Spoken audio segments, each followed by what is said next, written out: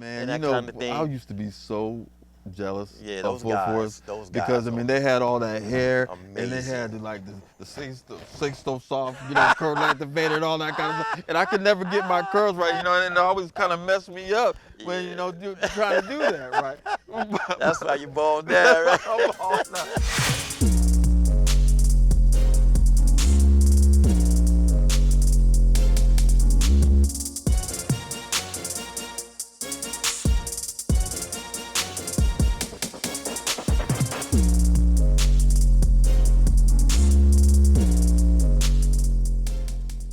Thank you for joining us today.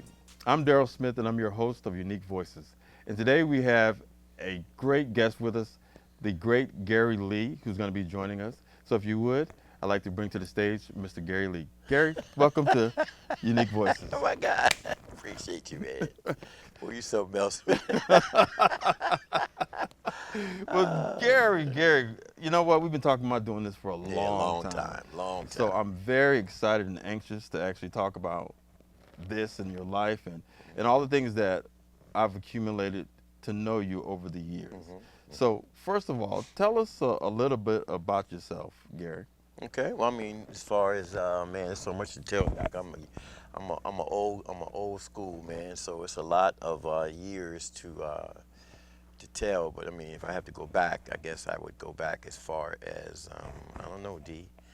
Growing up in Long Island, New York, and pretty much venturing from there. Living in Connecticut, New York for the most part. And then for most of my adult life in the Queens area, living there for many years. So I mean, grew up, man, as an ambitious young man.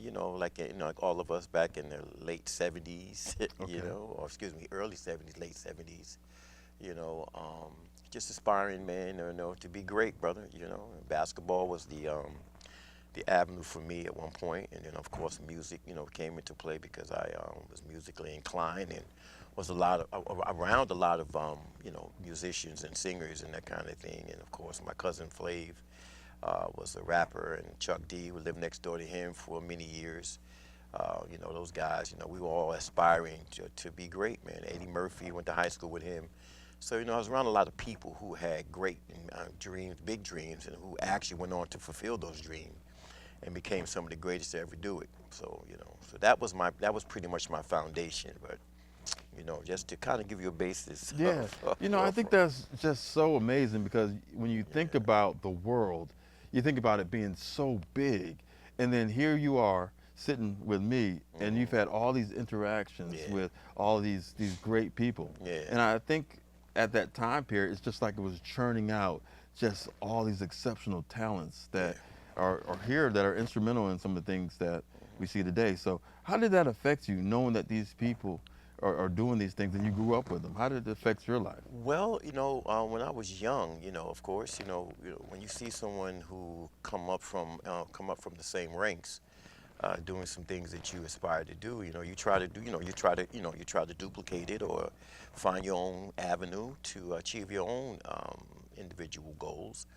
But unfortunately, it doesn't work out for everybody the way it worked out, for instance, with Flav or with Eddie or with some other guys I've known, Guy from, Aaron and his brother, who also grew up in our area. Those guys, man, they went on to have great success. Yeah, And I used to, I'm not going to say envy, but I used to regret that I actually never got to that level because I know I had the talent, but I just believe that my path and my trajectory was different, and I believe that I went through some of the things I went through to get me to where I am, and that is a good place, more on a spiritual plane, or if you will. And I was gonna ask you that because I know that you've had a record out, and I've had the. I mean that was a long time. I know ago. it was a long time, but there's not too many people out there that can say, you know what, I have a record that was on the charts or had the ability to be heard by so many people. So, what was the name of that song, by the way? Well, I had two songs. That was "You Give Me Joy" and "You Bring Me Joy," and "Your Love Is the Only Love I Need." And those, it was unique in that I had been aspiring to have a record career. Kind of go back a little bit. My cousin and I, Flav's brother Steve Drayton. Yes, actually, he's doing the movie right now that I'm going to be in. That's premiering December 7th in Atlanta, and it should Okay. be out on all the platforms, Netflix, and those kinds of things. Oh, so Hopefully, we got a celebrity right up no, in no, here no, right no. now. See, Wait a minute. stop. We I talking, mean, man. Come on. we talking, I but don't know I about mean, those celebrity stuff, all this Doc. kind of stuff that people just don't know here in Greenville. So, Yeah, but anyway, to make a long story short, um, the music thing, we would go down to Manhattan, man, and sing in subways and, just, the Apollo Theater, so it was always you know, an endeavor to try to, have a music career. As a matter of fact, I don't know if you ever heard the group called Full Force. oh yeah, Yeah, with those guys, I used to, hang out with those guys, and we used to sing, and like doo-wops man, and that kind of I thing. used to be so jealous Yeah, of those Full Force guys, those because guys I mean are they had all that hair and they had amazing. like the six soft, curl length and fade and all that kind of stuff. And I could never get my curls right, and it always kind of messed me up when Yeah, trying to do that right. that's why you bald down, That's right? why I'm all now. But yeah, so you interacted and knew those guys as well. Yeah. Those are great guys, man. I didn't know them like best friends kind of thing, but I was around them and in the music industry at the time. I say that to say that during those times, you aspire to do music. So I eventually got hooked up with this brother by the name of Darryl Payne, um, and well, I'm trying to remember the name of the record company. Lord, it's been so long. I wish I know we was gonna talk about this. But anyway, he did a couple songs, and it was dance music. And back then, everything was dance house music, you know, it was, and so I did those songs, and I actually started getting some traction in the tri-state area, New York, New Jersey, Connecticut, and so it was happening, and so I was really excited about it. Right. But unfortunately, it was right in the middle of the crack pandemic, where so many people were derailed. Okay.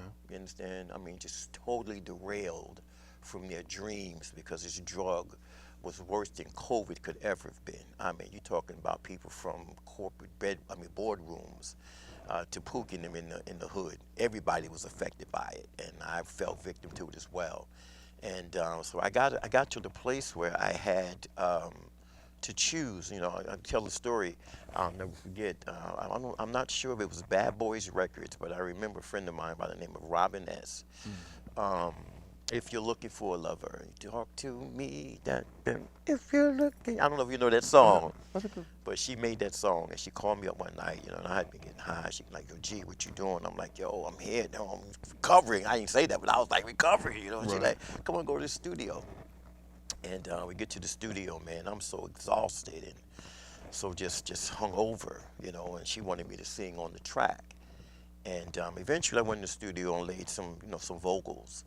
But it was indicative of the environment. On the one hand, you're trying to aspire to be this great person, but then you got this thing that's dragging you, down. And I think that happens to a lot of us that didn't get to that pinnacle before this in the New York area especially. Right. Right. Because it was so devastating. So that's kind of like my music career kind of started and died all within that period, if that Right. makes sense. Yeah.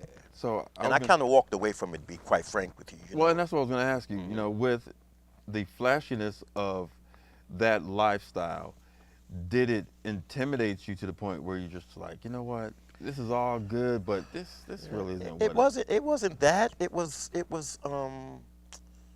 when you get to the place where you begin to lose yourself, because I grew up as a very conscientious young man. I was that person in my family that was always spiritually aware, even though I didn't know Christ, in the pardoning of my sins. I wasn't a Christian. I was a Muslim when I was 12, so I practiced the religion of Islam for a while, which gave me the level of discipline that I had when I was younger. So while everybody else was hanging out, I was out there spitting knowledge. Right. You understand? But when I got to the place with where this how can I say, this epiphany or this end of the road uh, thing came where I needed to make some decisions with my life. I knew music wasn't the way because it wasn't going to help me. It was going to drag me even further into what I call this abyss of bad decision making and that kind of thing. So I decided, man, to just walk away from it. I left New York and came here to North Carolina. Okay, then. Yeah. So how long have you been in North Carolina? Oh my God, since August 17th, 1992. So you do the math. I got you. 30 years, Wow. 32 years, 32 years. Thereabouts, 32 years. I left when I was 32 years old. I left New York when I was 32 years old on August 17th, 1992 with a suitcase and a $20 bill in my pocket. Wow. I had worked at the Bank of New York as a banker. Of course, I had this record that had just come out. He was starting to play it all on the platforms, WBLS, the Hot 95, Hot 97, I think it was in New York. It was starting to get some traction. In fact, people that I used to hang out with, Robin and all of them, and Bill Bellamy did a couple of shows with him, and those guys were blowing up. Right. And I just walked away. On that day, and that's when I decided that I was going to endeavor to go down a different path. I got you. I got you. Do you ever hear from those guys, or No. I know that you talk to Flavor every now and then. Flavor's my cousin, so Right. I've seen him. I don't talk to him a lot, but I've seen him. Last time I saw him, we were in New Orleans, for a family's wedding. So I saw him there, and his brother and I are really close. So he's the one that I did the movie with. But I don't see them at all. I ran into Robin when I was in New York about a year ago, but I don't see those guys anymore. Okay. No. So, well, tell me about this movie that you're in, and I find it interesting because even though Flavor is your cousin, people think about nepotism and saying that, hey, if my family's in this, I want to bring my family in. Hey, there's no things that's going to stand in the way of it. But I heard a little bit different that within this role, you had to do some things. You had to prove some things. So you want to? You mean as far as the movie role or just family? No, the movie role. Well, I like that question about the nepotism because it is a misnomer that because you have a family member that's famous or who made it, that they're gonna always come back and pull you up. That's a misnomer because that's not always the case. In fact, since my cousin has been famous, I've very rarely seen him over the years. Okay. You understand what I'm saying? When we grew up, we were really close. So it's like life happens and people go in separate directions. Okay. And especially if they have different ideologies or different belief systems, But in this case, my cousin and I, literally grew up in the crib together. His brother and I were like this. We lived in the same crib. I was born in December, he was born in January. Weeks later, and we were literally sleeping in the same clique as his mom and my mom were best friends. To make a long story short, he called me and asked if I would be a part of this movie as a judge. So I'm playing a judge, and the movie is called Family Court. And so it's about the family court system and how, child support system and how it, affects us as a people and some of the negatives and positives that are represented in that arena. So, Okay. yeah. So have they finished the movie? Oh yeah, the movie's finished, and like I said, we have the premiere. I think it's December 7th in Atlanta. Okay. Yeah, and so I guess once that happens, then they'll probably be shopping it to Tubi. It's not going to be like a premiere movie where it goes into all the Well, movie you don't theaters. know. I mean, You never know. But it will be on like the platforms like Netflix and Tubi and that kind of thing. So I'm excited about it. I got to ask this question. So, because when you talk about Tubi, all right, I've seen some movies in Tubi, and all I can say is it's very interesting. Well, I'm gonna tell you, Amazon, Okay. Netflix. I mentioned Tubi because I'm just saying that's with what we Tubi, like. We love some Tubi. I rock with Tubi, right? I'm not gonna sit there and say I know, but I know I've seen a scene where a guy had a bald head, and then the next scene he had a full afro on. And Well, I'm just in other words, it's not a B movie; it's a C movie, right? And that's honestly, man. You know, my cousin has a track record, so he done a movie. If you guys want to go out and check it out, it's called "Married Men and Single Women." I think that's what it is. He done that movie like 12, 13 years ago, if not round Okay. about there, and he did really well with it. Okay. You know, he did really well. You know, and so and he says this one will be better. So if this one's gonna be better than the one he did back then I think it's gonna be an excellent. Well, one thing that I can say about Flavor Flav is, and I'll even say with Snoop Dogg and Shaq and all these guys, they know how to venture off into different venues or avenues and become successful at it.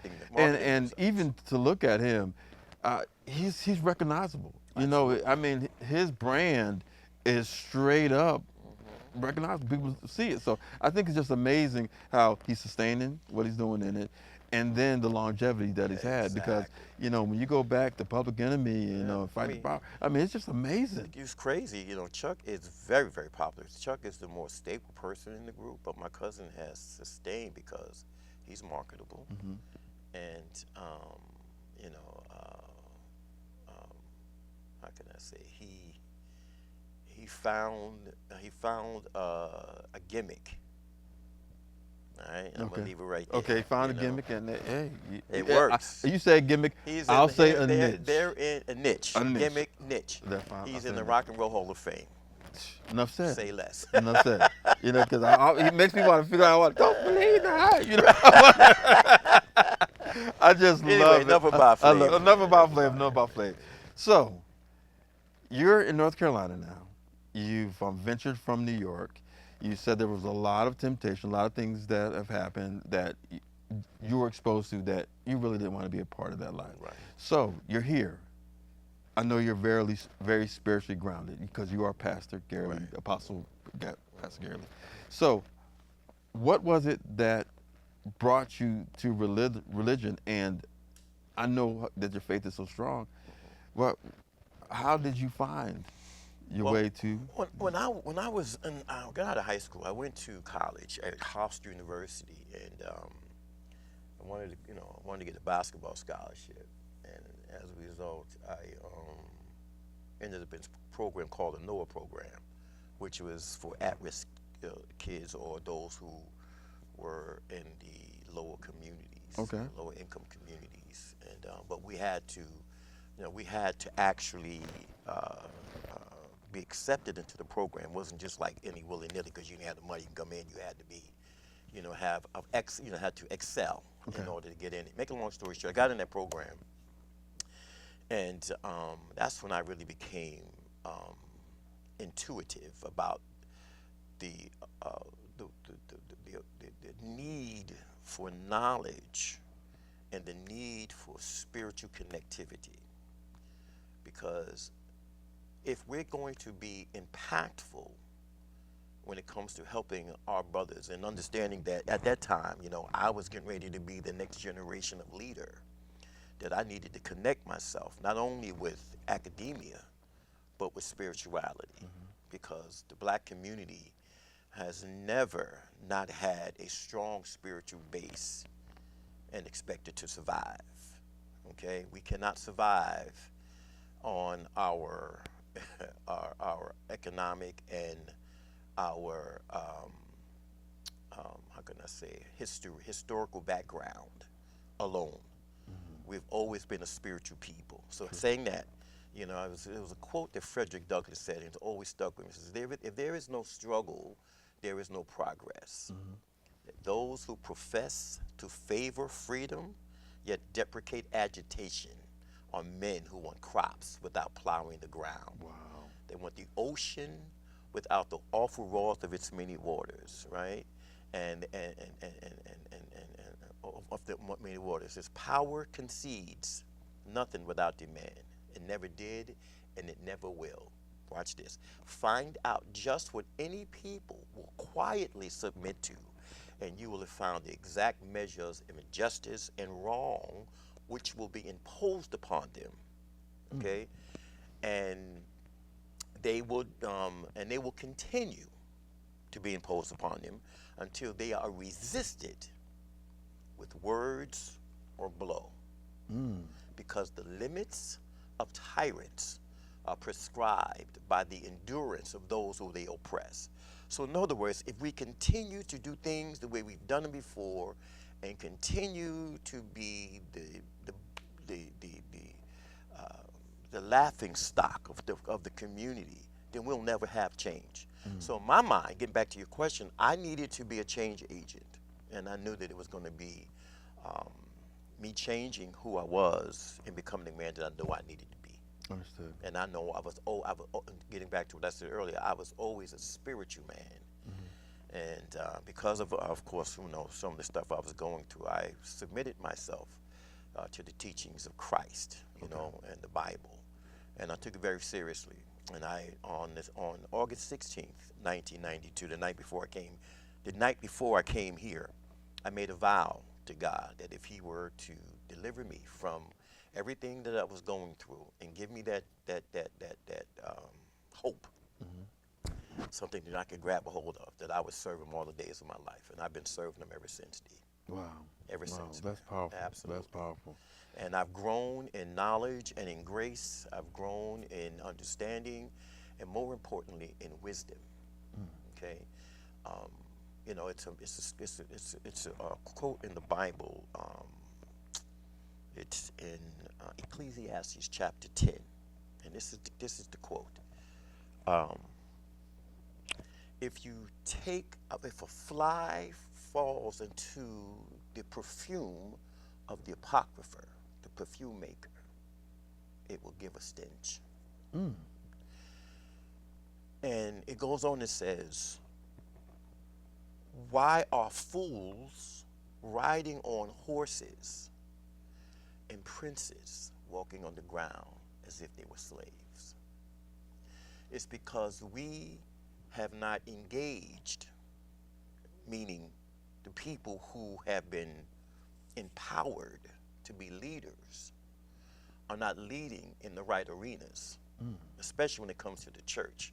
We're leading inside of the buildings, but we're not involved in the communities. So the fools are ruling, and we're sitting around, gifted, wisdom, But not using it. but looking like slaves. I always, I've been raised in the church ever since I was a young child. And I always felt that the church is a building. And yes, it's a place of fellowship, but the church can be anywhere. Well, let me correct you. The church is not a building, and it's never been called a building.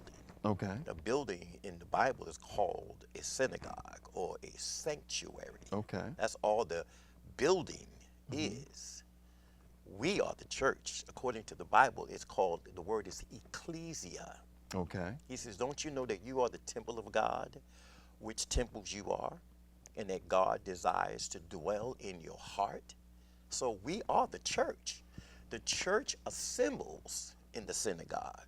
It assembles in the church or in the building. Okay. You understand what No, I'm that saying? makes a lot of sense. But unfortunately, it's got so mired and ridiculously misrepresented that people don't understand when they're going into a building. They're not going to church. So how do you think we moved away from that inner sense of, I'm going to say, a need or desire to better people or get them spiritually grounded? And it's like, hey, well, as long as I make it to church on Sunday, I'm doing my part. What has happened that transitions? Well, it is well known that the enemy of the soul of man is Satan. Okay? And his desire is to divide and conquer. Okay? And so the best way for me to divide and conquer is to disenfranchise and fragment the family construct. Okay? Get the father out of the home, disrupt financial instability, take God out of the equation, get God out of it, make God seem like he's some one of a million, entities that people can go to for wisdom, knowledge, and understanding. but it's so far from the truth.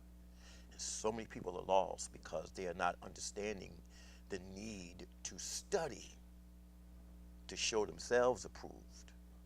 Most of what people know about church, tragically, Brody, is what they heard from somebody else. True. The majority, I would say over 90% of people whose understanding of the church is predicated on what they heard somebody else say. Very rarely do they really go in and check it out for themselves. And that's the tragedy. This is why it says, wide is the gate and broad is the way that leads to destruction. And there'll be many people that's going to follow that way because most people are followers, getting back to your point.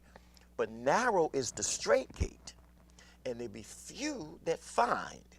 See, either you're going to be a follower or someone who is a finder. A finder is going to find themselves in situations where ain't nobody else around. You got to figure this thing out on your own. This is why I'm a stickler about, and I know we're getting off topic, man. No. But I'm a stickler. Oh, go ahead. I'm sorry. no, because I was going to say to you that when you think about it, in this generation, what is good is now bad, and what is bad is good. And you can see so much that is glorified in the things of everyday life that, you know what, some of these sins sell. And for an individual to want to have that spiritual connection, it has to be them. Right. And It has honestly, to start with them.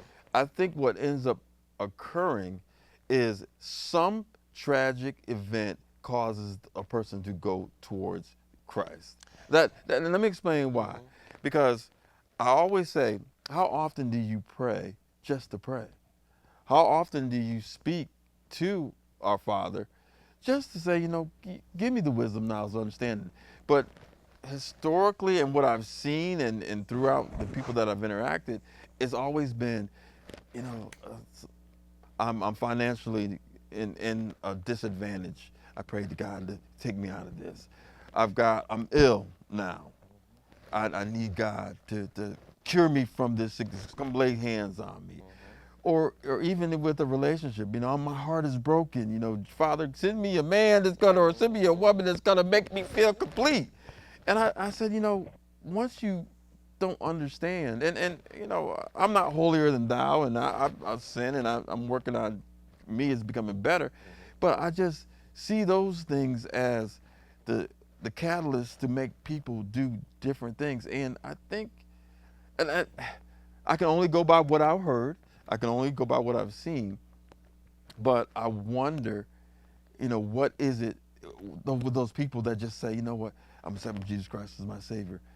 This is the right thing. This is life. There are more people like that than you would believe. But then why don't we see it? Those people's stories aren't always the one that we put on display. True. That's what I'm trying to say. That's why, you know, I'm writing a book. Okay. Christianity. We have an author. No, I'm serious. We have an actor. No, come on. You know. I'm serious. Before I leave this earth, I want to write this book, and it's called Christianity in Crisis: The Misdiagnosis of the Church. Gotcha. Okay. And what you just mentioned is a large part of that misdiagnosis of how, you know, we always celebrate the downtrodden and those that came to Christ because of tragedy or trauma. Right. But there are many people that came to Christ, man, and they're doing well. Rich, powerful people. Gotcha. But those are not the ones we celebrate because we want people to think that is a bottom-up religion. You understand what I'm saying? And it's not. It is, by all accounts, the only faith that can boast authenticity in terms of its, how can I say, fulfillment of prophetic utterances, prophecies. Right. No other religion, D. You go back and do it. You do the study yourself. I can give you Islam. I can give you Buddhism or Hinduism. They don't boast stories and prophetic utterances that were spoken thousands of years ago, that things that would happen, how they would happen, and come to pass. Right. No other religion in the world. Well, I got to say one thing now. The Simpsons through a lot of Nostradamus stuff, man, that keep messing me up, right? So I'm just looking at like, Nostradamus, I said, man. what No, the he did. heck? No, all jokes aside. So No, you man. have a church in Greenville. Uh-huh. So tell me about your church and how you built that up, and because I Okay. mean that's an accomplishment. It is. I mean, honestly, I really never thought about pastoring a church. You know, I was always doing music, and I sang praise and worship in the church. Man, I've been doing that, still do it, since I got in church, man. Because I had a singing career and I love singing. But I was at Victory Christian Assembly where my bishop was Paul Thomas, Apostle Paul Thomas. I left there after I met my wife, and we went over to Philippi. Okay. I know you've heard of Philippi. I have. And Bishop Randy Royal was my pastor. And so when I got there with him and my wife and I, we got married, and that was a neutral place for us. And I went there, and that's when things began to develop because we got over there and started helping in that ministry.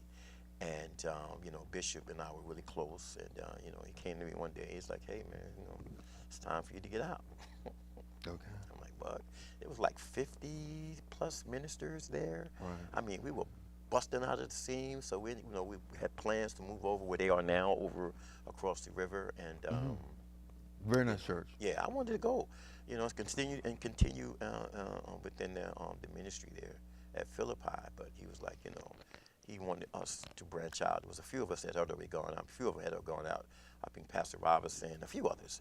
And so he gave me some money, and I put some money I had, and when he opened the building, he sent some people over there up with a Bible study. Right. In the first few weeks and months, and that's how it started, man. My brother and I, my wife and my brother's wife, we started Spirit and Truth Worship Center. Nice. Yeah, man. And it's not like we busting out of the scenes. We still are considered a small ministry in terms of the number, but we're big at heart, man, and big in teaching.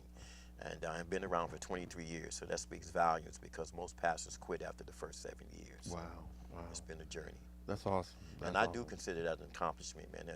It's one of the greatest accomplishments because I can tell you without a doubt that I know that over the 23 years that I've been pastoring, that through the grace of God, that He's used me to help many people come to the faith. Yeah. And that, man, I'll take to the grave, man, as one of the greatest honors and accomplishments that I could ever have. Wow. And I'm working on you too, so that's. I know you've been working on me for years. That's gonna be like, yo, check me off, and dog. you know what? You got a lot of work with Lord Jesus. I know that's right. So sir. we talk about legacy, and your church to me is part of your legacy, but life is so short. And if you really think about it, I was thinking earlier this morning, I was like, when I was younger, it was like a 15-year-old was like, that was old when I was a baby. Got to 15, it was just like, 20, 30 years old, hey, that's old, right? You get around that age and you're just like, well, that ain't really too old. And then next thing you know, it's like I'm closer to the finish line than I was to start. I got more years behind me than I got in front of me. So it makes you think. So when you talk about legacy, what do you see as your legacy, and what are you trying to do to help achieve that? Well, my legacy is, first, anyone's legacy should first start with them and their seed. Okay, my children. Making sure that they're grounded and that they can carry on the thing that I'm trying to build. Okay, the Bible says to be careful to leave an inheritance for your children's children. You understand what I'm saying? So, and it took me a long time to get here. So, I'm trying to leave a legacy for them, an inheritance for them. Now, we talk about inheritance. The first thing that comes to mind, and it is an important aspect of the inheritance, is a financial stability. And that's huge for me. And I'm in the process of now trying to lay that down, because I started late, but I'm really trying to lay down some things that, hopefully I can be around it for a little longer to get that thing shored up, or they can take it and build it. But the greater legacy is my name. You understand? Having a good name, good name is rather to be chosen than fine gold and silver, right? And that my children can walk into that legacy, a man of God, a woman of God, someone that people can look to and know they can get an answer for what ails them. Understood. If it's just a word of encouragement, if it's just a smile, you know, that to me is the greatest legacy, because how often do we see people's take their parents' legacy, something that their parents have laid out, and come and just wreck their name by riotous and irresponsible living. You understand what I'm saying? Is that Darryl's son? Is that Gary Lee's daughter? Really? He wasn't like that, you know? And so to me, that right there is something that we have to shore up. Right. And the only way we can do that is by example. Right. You know, leading by example and imparting to our kids. You can help the world. You can help everybody else. But we better be sure to stop and help your own. Yeah, I know we had a conversation one time before, and it was just like, you know, you're helping this person, you're helping that person, and the next one.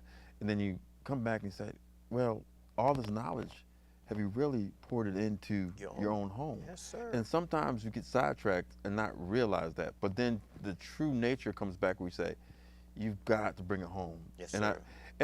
I agree with you on another thing too, where each generation is supposed to be better than the last. That's exactly right. But there has to be some form that they understand the struggle, or they understand the value. Because how often have you heard, if you give somebody something, they're not as appreciative unless they go out and earn it themselves. That's right. So somehow there's got to be a balance that your family understands, so that they don't squander it, because it happens so often. That's powerful what you're just saying, because, you know, it just helped me, because like even right now, my daughter's 20 years old, a junior in college, and she ain't all the way there. She ain't all the way where I like her to be. You understand? She's a solid kid. Great, you know, great grades. I mean, she's progressive. She's a progressive thinker, but she makes some bonehead choices sometimes. You know what I'm saying? Right. And I sit back sometime and I watch people like, you know, you don't need to be doing this, and I'm saying I'm allowing her room to grow. Right. And to learn. Right. I will never put her in the box. Right. I will never make her serve God. Right. Even though she loves God. But I want her to serve God like I'm serving God. Understood. But it took me a long time to get here. You understand what I'm trying to say? Well, I always say, don't forget your life when you're talking to your kids' life. That's exactly because right. there's some things that they don't know. Exactly. And you had to get there. So it makes sense. So I say, pray for her. Right. And let her find her path. Because I know that she's going to come back to right. I already know. Right. You understand? But like anything, I've got to give her a chance to experience these things. Right. And my prayer is, God, don't let her get caught up, you know, in those bad moments to where it takes her. Well, we were talking about when it comes to religion, that person has to find it and want it to accept it. The same thing when it comes to life lessons. Now, we've been at the struggle because we talked about it. You know, we've known each other for close to 20 years now. And we know that we don't want to go back to that struggle. So therefore, that's ingrained in us, and that's our motivation to excel and become better. But if you start at a playing field where there was no struggle, there were no things that hinder you from doing what you want to do, other than you saying, hey, I want to do it, or no, I don't want to do it. So our motivation is, we don't ever want to get there. Their motivation, it has to be, I really want to do it. Right. So how do you get them to understand that other side of the coin? Now, for me, I'm gonna answer the question, and I'm gonna see how you feel about it. I let them be exposed to all of the things that could cause harm to them in the future, as well as showing them a positive outlook if you do things in the right direction. But the right and wrong. So ultimately, when they leave us, no matter what, they said the prodigal son returns, they have the decision to figure out what they need to do, but ultimately they have to choose it. So when it comes to you and the teachings of your family, even though you say it's a work in progress, because again, they're their own individuals, what was your means to try to say, hey, this is what you need to do? Because they're in school, they're successful people. That's a good question. for me is that I won't ever be the one. I will never be the change agent. That's God's job. Okay. My God is to get them to the water, so to speak. Okay. Like good example. I flew to Texas about 3 weeks ago. Spent a week with my son. Okay, and it was laid in my heart. Like, go get on the plane and go spend some time with your son. And I'm glad I did, because I got down there and it was at a real crucial time for him. I didn't know that, but when I got there, he began to share with me, like, "Oh, Dad, this is where I'm at. I'm glad you're here. Kick some things by you," because he was mulling over, contemplating some major changes in his life. And so I was just there, and I talked to him like we're talking now on this couch. We had the same kind of conversations, talking about life, talking about where I come from, who his dad is and what his dad believes. And then I said, well, let's go watch a movie. And we went and watched this movie called The Forge. I don't know if you've seen that yet. I have not. But that movie was amazing to me, anyway, so we saw that movie, and he said, "Dad, I'm so glad you came. So glad." He says, "Man, that movie did something to me." And so we hung out with the Dallas, chill, just did our thing, right? I get on the plane, come back. And on Saturday, the next day he goes to church and he gives his life to Christ. Oh, wow.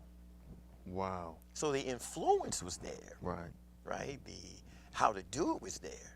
But he says, "Yo, Dad, I really want this." He says, "I really want this." He says, I'm a saved man now, and I'm a God man now. And I know that there's a lot of things that I got to put off. And he said, "But I appreciate you telling me that. It's like I ain't got to do it all today. I can do it in my time." And I said, "That's exactly right. Because you're in Christ don't mean that you're not going to have faults." Right. Because I still got some. You feel me? I know you. You sure do. A whole bunch of them. Pray No, for me. well, all jokes aside, you know what I mean. But that's great, and it brings me joy to hear you say that, because your place in the home is felt. The things that your children come to you for is instrumental. Absolutely. So it's good to know that, and I always get offended when I hear people say that the black man is not in the home. And I'm just like, everybody nonsense. that I know, It's nonsense. they're there. It's And there's that joy to knowing that, my seed, my offspring.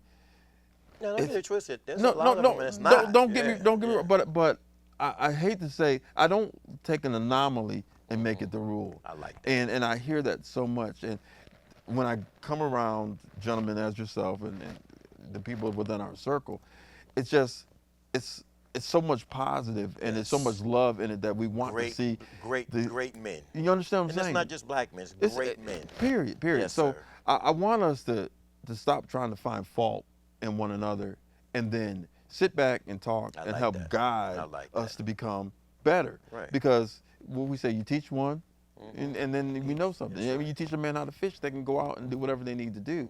And I think as an American, right, as a patriot, that we need to look at each other and without wanting something as a payback, saying that this is what we can do to help people become better. Because you look at your family, you look at your community, you look at yourself spiritually. If you take all these things and we cross thread and become that much better, then we become stronger as a people. Absolutely. And I've always said to you, if we all achieve, then there's no need for jealousy and envy. None. And Because we all on a different, like D, I respect the heck out of you. Ever since we've met, man, we were always progressive, thinkers. You on one side of the divide and I'm on the other, but we find ways to find common ground and find ways to fellowship. Right. You understand what I'm saying? It's not my job to come and beat you over the head about religion. "Oh, you're a sinner. You're going to go to hell. And why are you doing that? You shouldn't do that." I mean, you saying that too freely, Right, man. I am, ain't I? Yeah,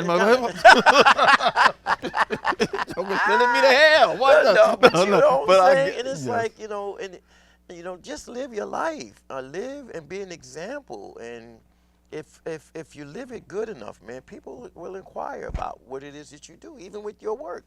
How did you become a successful engineer and businessman at your company? I mean, man, you've been able to achieve so much. How do you do that, man? Let me tell you something. I went and hunkered down, man. When all my boys was partying, I went to school and finished my degree. Right, right. And I worked my butt off. Even when I wanted to walk off a job, I didn't do that, but I sought counsel. Right. You know what I'm saying? And that counsel helped me, you know, breathe Right. long enough to respond instead of reacting. Right. You understand what I'm Right, saying? right. Because if I'd have reacted, I'd have just walked away from everything, and I had to start from ground zero. Right. Because you know, when we in a certain way, we just can't walk away from it. We got to build some foundations. Right. So I can't be out here reacting to stuff. I got to respond, and responding means I'm going to. Now, I'll say to you, I understand getting emotional. Yeah. Because we all been, and you've talked me off ledges, and I've talked And you likewise. off. Right.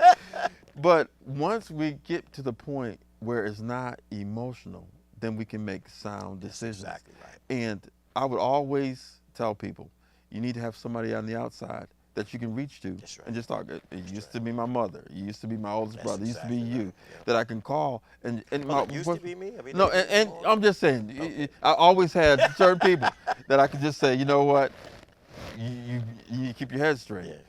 So I just say that when there's a bigger picture and when we understand that our foundation is what we do it for, then you get redirected, you get focused. Absolutely. And I also feel like just because something weighs you down, it may be a test. Mm-hmm. And that test might not be for me. Yeah. It might be for you or the next person, your next person. And you just build up all of these things, all this knowledge, all of these events that when you interact with somebody and they need some kind of guidance or counseling, you can give them your perspective. That's right. And just give them another way to look at it. Sure. So I think that it's instrumental and that we're all pieces of a puzzle that connect each other and make like us that. stronger. I like that. So I value the relationship. Oh, yeah, absolutely. So with that being said, who are 3 people that were influential in your life? That's a good question. That's a darn good question. Wow. Wow. Well, I'm going to first say my mom is first and foremost. Watching her raise 4 kids in New York with an 8th grade education. Wow, that's amazing. That's awesome. I mean, to watch her come home every night hustling to make sure we have food and, you know, just, I'm not even going to go there because I'm going to get emotional. Well, don't have me up That- here, 2 grown men up here crying in this piece now. Don't have me crying now. That is my greatest example of hard work and perseverance. The next man, believe it or not, growing up, like I said, you know, going to college, was Malcolm X. Oh, wow. I read Malcolm X's autobiography, and you know, I wasn't a Muslim, I wasn't even a Christian, but I was just a man looking for answers. And to watch his story from when he was a young man going through the trauma he went through to see his father being murdered by racist white people, okay, and his mom losing her mind, having mental health issues, in which she had to leave the home, and he ended up, you know, being on the streets, going up to Harlem, and just going through that whole thing. If you ever heard his story, it's an amazing story. To ultimately going to prison, and then finding Elijah Muhammad. Now, some people say, well, he's a Muslim. No. It's the trail, you know. It's the progression of going from ignorance to some semblance of intelligence. Understood. And that, it reminded me of where I needed to be in terms of my understanding and my wisdom, my wisdom inheritance, okay, for the lack of a better term. And then the last one, you know, I would say is, that's a good question. There's 3 people. My mom, I would say Malcolm, and I hate to be cliche-ish, D, but honestly, you know, it has to be Christ, man. And I say that because he's real to me. Right. See, he's not just a figment of my imagination or, you know, some afterthought. He is literally real to me. And That's awesome. he checks me, man. And when I say check me, inside in my innermost being, no matter how bad things get, how much I go off track, there's this still small voice that says, "Yo, that's not who you are, man. Wow. That's not who you are. You know, fix that. You know, get that together. No, love on that. Yeah.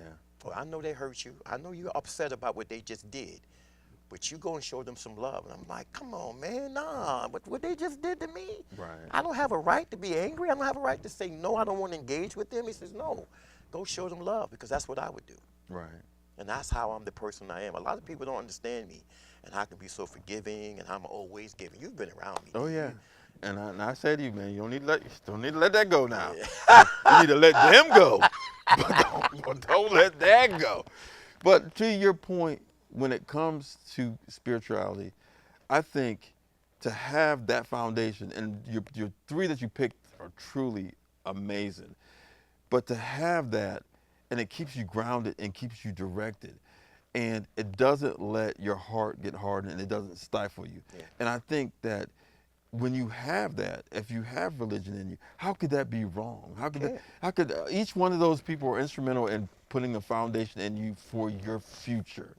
And I think that's great. That's great, because each one of those individuals want the best for you. Absolutely. So that's just, to me, phenomenal. Oh, yeah. That's great. Yeah. So on the other side of Gary, I know Gary is very, very competitive. Oh yeah. Very competitive. And to the point where I think you lose your mind sometimes. I mean, and Pray you know for what? me. And we're going to bring you down. We're going to say, "Our Father, hallowed be thy name." You know, right? So playing golf, I know that there's the side of Gary that just wants to kick your teeth in, right? I know. And I'm just saying, how can you have this spirit of loving and caring, and the next thing you know, you want to take somebody and be... You ain't no going to be sharing my business, man. Well, I'm just saying.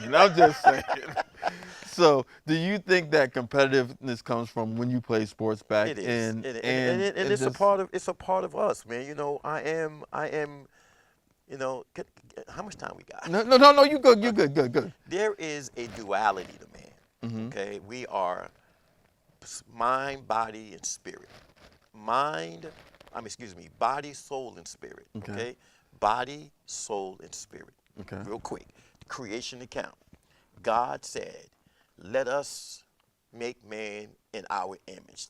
Let us create both male and female." Right? Then he goes and he makes the man from the dust of the ground, and he makes him this physical being, this manifestation of earth. Breathes pneuma into him, and man becomes a living soul. Body, soul, and spirit. Okay. Okay? Make a long story short. I am body and I am spirit. Okay. But which one is my soul aligning itself to? Is it the body or is it the soul? I mean, the spirit. Yeah, I'm going somewhere. Now watch this. So to answer your question, there is a part of me that I suppress. I have to suppress the flesh. You understand? That's why I'm not a womanizer. That's why I'm not a liar and a cheater. You understand what I'm saying? That's why I'm not out here hooking and crooking or manipulating and trying to steal from people. Right. Because I have a level of morality. Okay. But I suppressed it. But then I was in arenas where I played basketball on a high level, you know, in front of crowds. Right. You understand? The applause, right? And there's a competitiveness in me that I still try to suppress. But I have to find outlets for that thing. You understand what I'm trying to say? I do. If you don't find outlets for your aggression, then it becomes something otherworldly, and that can be harmful instead of good. So golf is that for me.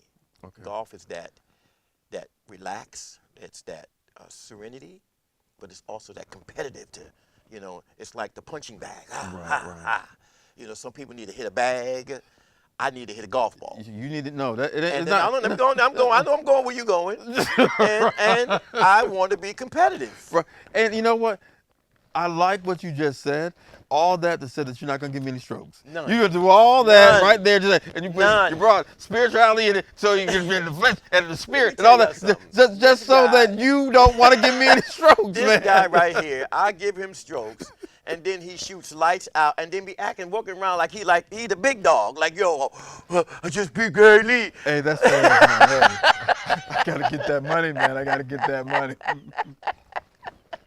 But you know No, what? that It's joint. I love it, and I like the way that you know it's a human side, and it's enjoyment, it's fellowship. We all know that, and I don't think there's anybody out there that really wants to play and just not compete. Yeah. And I love the fact that golf is that outlet, Yeah, it and, is. and I'm seeing a lot of people moving towards that direction. So it's And just awesome. that's a good thing because see, it used to be basketball. Yeah. You see what I'm saying? When I was young enough to play basketball, I'd go in the gym and just, turn up, and it was tennis at one time. I love tennis. I can't play it like I used to play it, so it's just having, that competitiveness. Some people like to play board games or whatever, and golf for me is, and another thing about that is just like the fellowship is just amazing. I met you through golf. Oh yeah, I know. Somebody asked me that the other day and said, "How long have you known Gary?" And I said, "Roughly around 20 years." And said, "Would you meet him?" I said, "On the On golf the golf course." course. I mean brothers, I mean good friends that I've met playing golf. And so, yeah, man. But that competitive thing is a whole. I was going to go to this deep teach, and maybe one day I'll share it with you. But it's real deep, man. When you start talking about the mind, the body, soul, and spirit, and how that whatever the soul, whatever side of you that the soul is aligned to, is a part of you to become the better part of yourself. Wow. If the soul, I should say, if the flesh has the attention of the soul, so to speak, then the flesh will rule. Wow. Wow. The flesh will get everything it wants. Wow. But when the spirit is aligned, when the soul is aligned with the spirit rules, and the flesh has to be subjected to it. Wow. This That's is why powerful. you can tell your soul, your flesh, sit down somewhere. No, we're not eating that. No, we're not watching that. No, we're not going to think about that. Right. Okay? As a matter of fact, you keep acting up. We won't eat today. We'll go on the fast. If that's what you want. Because if you don't, we can't have you running the show because you're going to run us in the ground because that's where you come from. Wow. That's powerful. We need you to align with us so we can get where we're going. Because if the spirit man is not in control, you can't commune with God because the Bible says this, our spirit bears witness with the spirit that we're the sons of God. So if I don't have that connection because I'm so busy being soulish, Right. being carnal, then I can't hear God say nothing. I don't know where he's going, and I'm just following along that wide and that broad way. I'm just following along with the crowd. And this past few weeks, man, folks just following along with the crowd. You understand? And you could have voted for Donald Trump, or you could have voted for Kamala Harris. Don't mean nothing to me because my God is the one that's on the throne. Absolutely. But don't come and tell me that she's the epitome of evil and he's not. Right. Right. Or don't tell me that he's the epitome of evil and she's not. Right. Right. When it comes to things like that, I love the fact that we're in the United States of America because it's supposed to be a melting pot. And I also like the fact that there are differences in people, and you can take those differences and educate yourself to become that much better. That's right. So I want and I welcome different people's opinion. Exactly Doesn't right. have any impact on what well, I'm gonna say it may have some impact because it enlightens me. But again, you still should be able to give and take That's exactly right. the certain items to become that much better. And once we realize that as a nation, then we can become stronger. We don't need to have infighting within ourselves. We are But D, one we've nation. gone away from the foundation. Hear me out. And what a lot of people are not understanding is this, and it's so tragic to me. It's so tragic. They're trying to find reasons why we are where we are as a nation and as a people, trying to find answers from all different hamlets. But they're not going to the foundation, bro. Right. Listen to me. Right. It says in the last day, bro, and I'm not getting a little deep on you, but they would rather believe a lie than the truth. Is that not evident? It's evident, but you know, throughout our lives, and I've heard lies throughout when I was young until now. But But it's different. Don't get me wrong, but there's those that rather follow that anyway. And that's my point. I mean, just getting blatant. right, and I asked my wife and I. We talked about this the other day, and it's just like, how can you not see? How can you not understand? And I think that prayer where people ask for wisdom, knowledge, and understanding has gone to the wayside. And I think people rather follow than be leaders. Yes. But I also say to you that it's our responsibility to pass on what we've learned. That's exactly And right. if it's received, it's received. And if it's If not, it's not. So and that's what this is all about. That's what this, that's why I agreed to come on this platform, man, because I appreciate what you're doing. You're speaking to brothers and sisters on different platforms. It's not just a religious format. It is a format for us to come and to dialogue about where we are. right. You're going to hear my perspective. I'm sure you're going to bring someone else on with a different perspective. Let's hear each other, and let's find a common ground. But more importantly, man, let's find our way back home. Yes. Let's find our way back home to God, Yes, man, for real, yes. for real. I love that. I love that. Well, I'm going to go ahead and conclude this. Mr. Gary Lee, thank you very much guy, for joining my me. guy. I appreciate it. Very stimulating conversation. Yes, sir. And you are truly one of the unique voices that have been here. So I'm looking forward to the results from this and people watching this. And again, you're going to be having a podcast in the future. So Yeah. look forward to Yes. interacting with this gentleman and getting him started on this podcast to give words of wisdom. Yes, and yeah, we're going to be talking about life situations. I love it. That's what's going to be called life situations. We're going to talk about the whole gamut of things that go on in your individual lives, from how do you get to a place of financial stability to how do I deal with this knucklehead of a husband of mine. We're going to talk about it all. Or this wife that's getting on my last nerve. Amen. We're going to talk about it. So I'm looking forward to it. Perfect. Well, again, thank you for joining us. My name is Darryl Smith. I'm your host of Unique Voices. And again, this is some of the content that we're going to be bringing. I'm looking forward to up and coming podcasts. Please like, subscribe, and share, and tell the world about Unique Voices. All right, go out and be unique and do something unique today.